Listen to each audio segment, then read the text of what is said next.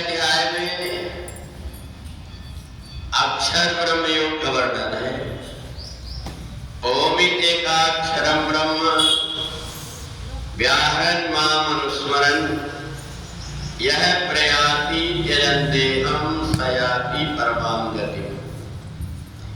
भगवान कहते हैं कि जो व्यक्ति गीता सुन लेता है या पढ़ लेता है, जब उसके शरीर से प्राण निकलते हैं तो अपने आप ओम का उच्चारण उसके शरीर से होने लगता है और ओम का उच्चारण करते करते वो परमात्मा में मिल जाता है। उसको पता ही नहीं लगता कि मेरी मौत हो गई, उसे पता ही नहीं लगता, सहज में ही उसके प्राण निकल जाते हैं।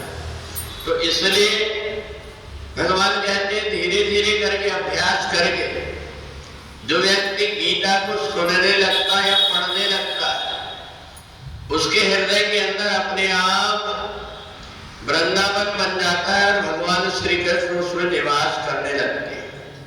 संतों ने शरीर छोड़कर के जीवात्मा इधर उधर न भटके, इसके लिए बहुत प्रकार के उपाय बताए।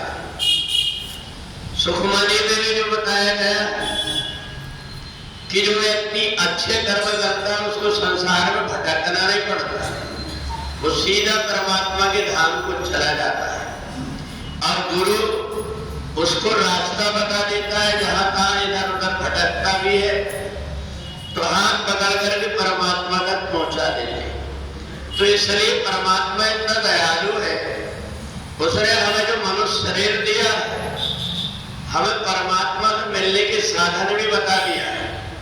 84 लाख योनि में वो व्यक्ति भटकता है जो दूसरों को सताता है, दूसरों को कष्ट देता है, दूसरों की आत्मा को दुखाता है। इसलिए 4 वेद 6 शास्त्र में बात लिखी है, दो सुख दीने सुख होता है, दुख दीने दुख हो। जो जीवन में दूसरों को दुख देता उसको बाद में अपना फल भोगना पड़ता है। इसलिए गीता में भगवान कहते हैं कि तुम केवल गीता का तुमने रोज पढ़ने का या सुनने का अभ्यास बना दिए, तुम्हारे शरीर के अंदर कोई पाप रह ही नहीं पाएगा, क्योंकि भगवान के चरणों से निकली हुई गंगा शरीर को पवित्र करती है और भगवान के मुख से निकली हुई गीता मनुष्य की आत्मा को पवित्र कर देती है, उसके मन को पवित्र कर देती है।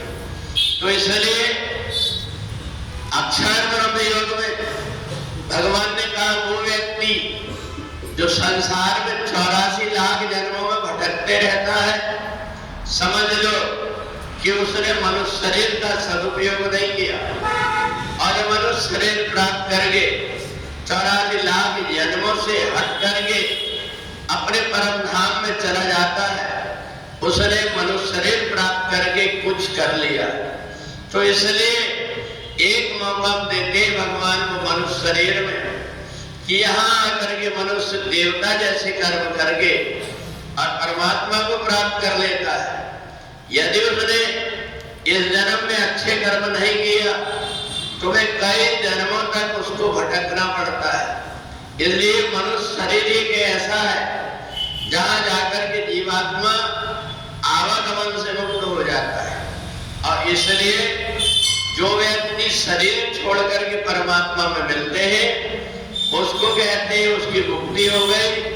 और जो व्यक्ति शरीर छोड़ने के बाद में फिर से प्रतिलोक में अनेक प्रकार की योनि में भटकते रहता है, उसको कहते हैं कि उसका जन्म और मरण का चक्कर मिटा नहीं। तो इसलिए मुक्ति प्राप्त करने का एक ही उपाय है, हम जो कुछ भी कर्म करते हैं मेरे कर्म को परमात्मा देख रहा है, ऐसा सोच करके कर्म करते हैं तो व्यक्ति आवागमन के बंधन से मुक्त हो जाता है। और इसलिए अनेक पर्व आते हैं, जिन पर्वों में हम यदि परमात्मा की भक्ति नहीं कर सकते, उन पर्वों में बैठ करके भगवान का नाम ले लेते हैं, भगवान की कथा सुन लेते हैं, तो उससे अनंत गुना पुण्य प्राप्त होता है। और इसी के कारण मनुष्य के घर में सुख और समृद्धि आती है। जितनी प्रकार की विपत्तियां हैं वो वो सब स्वार्थ और लोभ के कारण आती है।